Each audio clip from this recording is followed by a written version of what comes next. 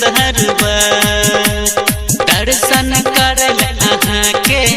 नैन तरसही बार बार पूछ पूछ का आइब रहल छी पूछ का आइब रहल छी मैया अहाँ के द्वार बड़ निक अहाँ के मंदिर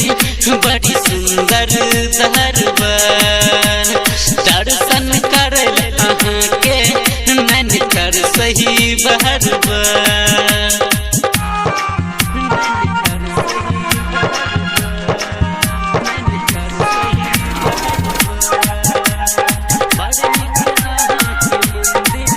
अभी आप सुन रहे हैं खुटौना से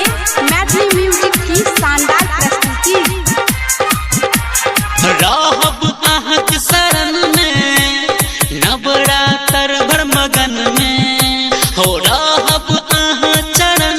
में नवरात्र भर मगन में अहीं के पूजा करब हम मैया फेरू न अपन नयन है अहीं के पूजा करब हम मैया फेरू न अपन नयन है स्वर्गो से सुंदर लगे मैया अहाँ के भवन बड़ निक अहाँ के मंदिर बड़ी सुंदर दरबार दर्शन करल अहाँ का नैन तरसई बार बार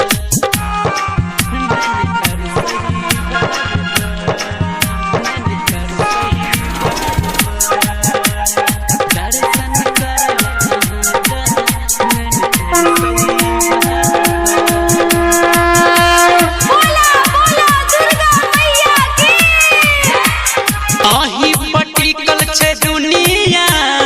अहीं पर छै जिम्मेदारी अहीं पर टिकल छै दुनिया अहीं पर छै जिम्मेदारी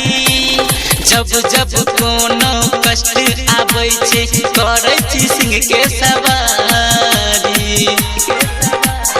जब जब कोनो कष्ट आबै छै करै छी सिंह के सवारी